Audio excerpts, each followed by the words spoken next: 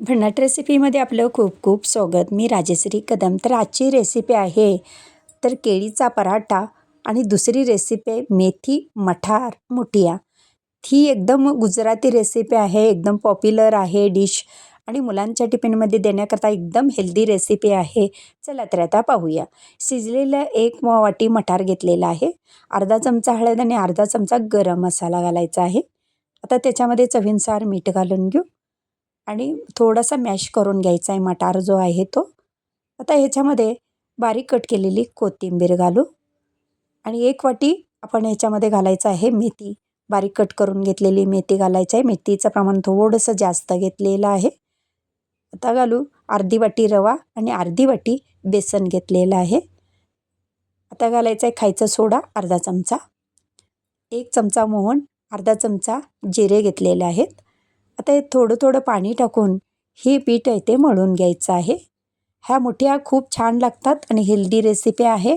मेथीच्या पानांचा आणि देठाचा दोन्ही उपयोग होतो आणि देठाचा ना आपण फळे वगैरे करण्यासाठी उपयोगाला येतं.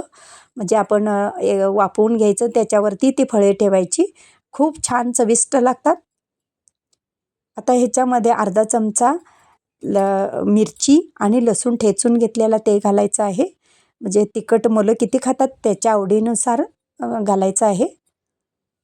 आणि हे चांगलं पुन्हा एकदा व्यवस्थित मिक्स करून घेऊ, म्हणजे सगळं तिखट व्यवस्थित लागलं पाहिजे. आणि अशा मुठ्या वळून घ्यायचं आहे. असं मुठीनं वळतोय म्हणून त्याचं नाव मुठिया पडलेलं आहे. हे पहा, अशा सगळ्या मुठ्या बनवून घ्यायचं आहे. हेल्दी रेसिपी आहे मुलांच्या टिफिनमध्ये देण्याकरता. आणि आजकाल 2-2 टिफिन द्यावे लागतात मुलांना, छोट्या भुकेसाठी आणि मोठ्या भुकेसाठी. हे दोन्ही उपयुक्त आहेत. पराठाही हेल्दी आहे आणि मुठियासुद्धा एकदम हेल्दी आहे. तर तुम्हाला आजची रेसिपी कशी वाटली मला सांगायला, कमेंट करून सांगायला विसरू नका. एकदम हेल्दी रेसिपी आहे आणि ट्राय करा तुम्ही. आता हे पांढरे तीळ आहेत ना, ह्या तिळावरती ज्या मोठ्या आता आपण बनवलेल्या आहेत त्या घोळून घ्यायच्या आहेत थोड्याशा.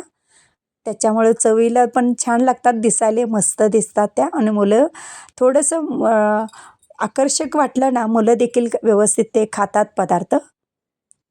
आणि आजकालच्या मुलांचं डिमांड खूप आहे, कारण एकमेकाचं टिफिन पाहतात आणि मग घरी येऊन आईला डिमांड करतात. आता हे काय करायचं, चाळणीला तेल लावून घेतलेलं आहे आणि ज्या मोठ्या आता वळून घेतलेल्या आहेत त्या मोठ्या सगळ्या व्यवस्थित ठेवून द्यायच्या आहेत. आणि उकळत्या भांड्यामध्ये हे ठेवून वरती झाकण ठेवायचं आणि वाफेवरती 25 मिनटं वाफवून घ्यायचं आहे. किंवा इडलीचं भांडं असतं ना, त्या प्लेट ठेवून त्याच्यामध्ये सुद्धा वाफवू शकता. आता 25 मिनटं झालेले आहेत आणि मस्त ह्या वाफल्या गेलेल्या आहेत मोठ्या ज्या आहेत त्या. आता कढईमध्ये 1 चमचा तेलामध्ये जिरं, मिरची आणि ह्या मोठ्या टाकायच्या आणि मस्त ते खालवर करून घ्यायचे आहेत पुन्हा एकदा व्यवस्थित. आता ह्या अशा खालवर करायचा, म्हणजे सगळ्या तो तडका आहे ना व्यवस्थित त्या मोठ्याना लागतो. आता हे व्यवस्थित लागलं गेलेलं आहे. आता तुम्हाला ह्या मोठ्या आहेत ना फोडून दाखवते, इतकं भारी कलर आलेला आहे आणि एकदम तोंडात टाकताच विरघळतात, खुसखुशीत झालेले आहेत, चवीला भन्नाट झालेले आहेत. आता ह्या थोडेसे कोथिंबीर घालू आणि बाजूला ठेवून देऊ आणि दुसरी रेसिपी करायला घेऊ, ती म्हणजे केळीचा पराठा. ते देखील अतिशय हेल्दी आहे. तर मी देशी केळी वापरलेली आहेत, तुम्ही वसईची वापरला तरी चालू शकतं आणि जास्त पिकलेली असली तरी चालू शकतात. आता हे किसणीने किसून घ्यायचं, म्हणजे ते सारण आहे ते सॉफ्ट होतं, म्हणजे असं म्हणजे हे राहत नाहीत, असं गाठी गाठी राहत नाहीत. आणि आता हे छान असं किसणीने किसून घ्यायचे आहेत. आता हे किसून आपलं झालेलं आहे. आता ह्याच्यामध्ये घालायचं आहे आपल्याला गव्हाचं पीठ. जेवढं गव्हाचं पीठ बसेल तितकंच ह्याच्यामध्ये ॲड करायचं आहे. तर छोटी वाटी मी इथं पीठ घेतलेलं आहे, 1 वाटी. आता वेलची पावडर आणि जायफळ पावडर घालून घेतलेलं आहे आणि एक मोठा चमचा आहे ना गूळ किसून घेतलेला आहे, कारण केळी गोड आहे आणि मग ते फारच गोड होतं. जर तुम्हाला जास्त आवडत असेल मुलांना तर थोडंसं आणखीन वाढवू शकता. चवीनुसार मीठ घालून आता हे मळून घ्यायचं आहे व्यवस्थित, पाणी न वापरताच मळून घ्यायचं आहे.